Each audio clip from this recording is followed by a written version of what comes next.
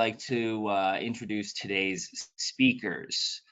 First, Cindy Zeis is the Vice President of the Northeast HERS Alliance, and she has a diverse background, including energy efficient construction, affordable housing, disaster recovery, adult education, and is a military veteran.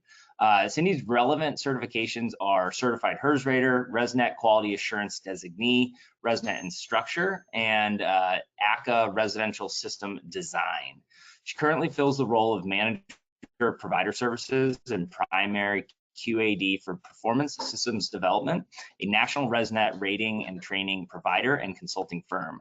Cindy's background is backed by a thirst for knowledge and a desire to analyze and improve systems. She's worked the business end of both the wrench and the hammer and believes that decisions made in the boardroom are only good if they can be conveyed, understood, and safely implemented by those who do the same. Cindy, thanks for being with us today. So a little bit about me, just kind of give you a background into my path. Given the color of my hair, I've been around a little while now.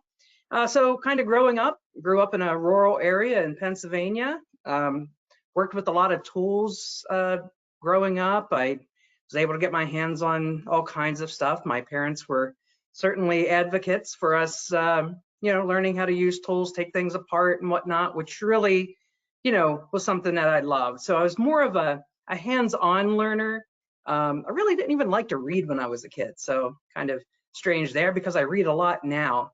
But, so hands-on learning was kind of my thing. Although over time I've really developed, I think I didn't like to read when I was young because I didn't like what I was having to read, but then when I started reading things that I liked, which is like really, I like the technical stuff, things like that, kind of started to find my stride. I joined the military very young. I was 17. I worked on helicopters in the Army for 6 years, worked on some civilian airports and stuff like that for a while, worked in the automotive industry, saw a lot of changes there with strategies, kind of like we do for housing now, which is trying to get emissions down and things like that. But then I did enter the construction industry. Gosh, time flies, over 20 years or so, I guess. Build affordable housing, work for Habitat for Humanity. If you want to get your hands on construction and you haven't volunteered on one of those types of sites, it's a really good way to get out there and start, picking up a hammer or kind of seeing how framing and stuff goes together, which is really important for the work that we do. I worked in disaster relief all over the country and abroad. I went to Dominican Republic and Haiti and built some homes over there. Worked in sustainability. I started finding my stride with sustainability and the things that I do now through building as a builder because of the codes and whatnot, and the incentives that were out there. I had a lot of rebates as a builder that I could kind of grab onto and help me, add different things and that I could make our houses more efficient, more reliable for the occupants, and a better living environment for them too. So that's part of the things that really kind of excite me about this. I get into the energy efficiency stuff, green codes and programs.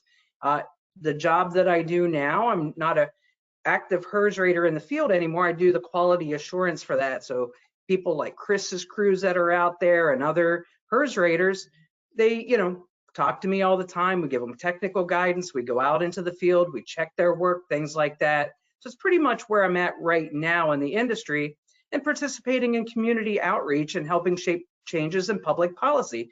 Kind of the things that we do here at the Northeast HERS Alliance a lot, right? We sit and we have committees and stuff, and we talk to each other about different policies and different standards and rules that we have to go by, and we make changes. We, ask for changes to be made.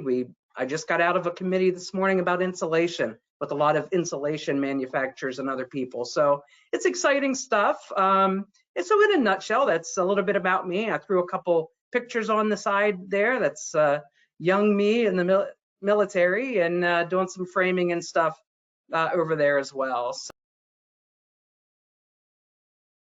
green housing design, affordable housing, one of my favorites. One thing I loved about affordable housing and working in sustainability is I kind of got to show the people that were out there like, hey, We're here doing affordable housing on a very low budget, and we're making LEED Platinum and LEED Gold homes, which is a very high performing home.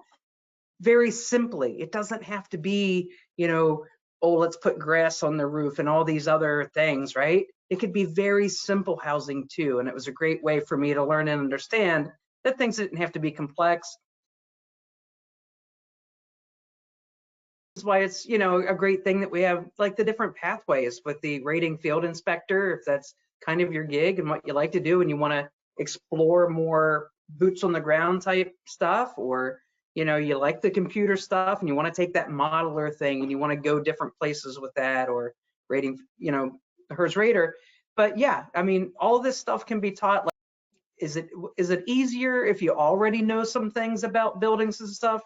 Absolutely. But it's definitely, we teach people all the time from different industries that want to make a change, or young people. We have a couple people on our own staff that they went the college first route, right? They went in, they learned about sustainability, and then they came over to us and became HERS raters, and now they're quality assurance inspectors, like different pathway there. Or like I did, I wasn't a kind of a college first person. College wasn't my path. I needed to get out there and do things. So, you know, maybe this is one of those things where you can build on certifications and then, you know, oh, now I see where I could, maybe I do want to take some college classes. Maybe I do want to add some different certifications on here. So yeah, I mean, the sky is the limit. And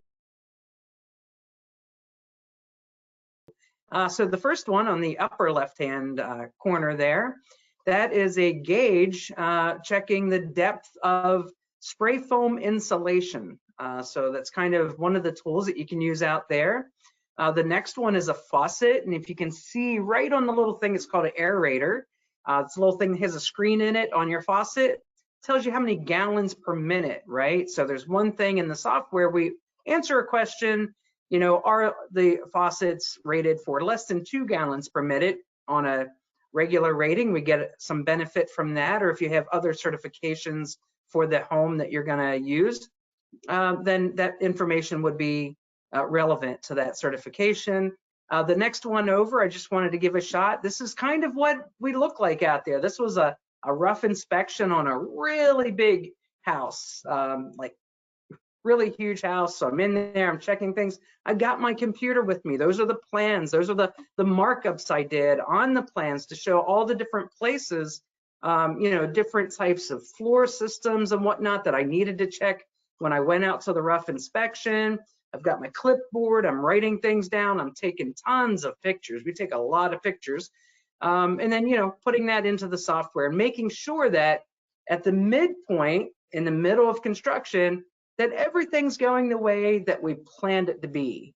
So you're part of the planning stage of construction. You're part of going out there at the middle and saying, hey, that insulation looks good or bad. Is everything built the way we said we were going to build it? If you look at the next picture here, that's Jen. She actually works with our company. She's actually an alumni of the Northeast HERS Alliance training. So she went through our training and is out there in the field doing great things and really coming through the process, and she's going to go very far. I know it. And then the next one is, like Chris was showing a while ago, is an insulation inspection, kind of just looking. If you see above that window there, there's some spray foam on that that's called a header, right? So we're insulating that header, trying to make sure that we don't have what's called a thermal bridge. And the thermal bridge is when, like, you have a piece of wood, warmer on one side than the other, it's going to transfer that energy through it. We've got a vaulted roof there with some insulation on top. And then the other picture, the one on the right, is actually performing a duct test. I had my equipment set up in the field. I like doing my duct testing at the rough inspection so that we can fix things. It's a lot easier to get to. Everything's exposed, and we can get the HVAC people in there and say, hey, you got to fix these things. And we can use cool stuff like theatrical fog, right? We get this fog machine like you'd kind of use at a party or something, and we blow it through the ducts, and you see all the fog coming out and all the places where it leaks. And you get to visually show people, because you can't really see these things, right? If you look at ductwork, you can't tell how leaky it is. So we can run that through. We can, on our gauges, tell exactly how much is leaking totally or what is only getting outside. We got different types of tests for that. And then again, you know, blowing that fog through, I've had many heating and air conditioning technicians come out with their eyes open going, holy crap, I thought we really sealed that thing up good. And it's nice, it's a good experience. So we get to educate people out there too. If you have any kind of idea that you like to teach people things, this is a great way to do it. I love teaching people things. So this whole industry has been really good for me in that way.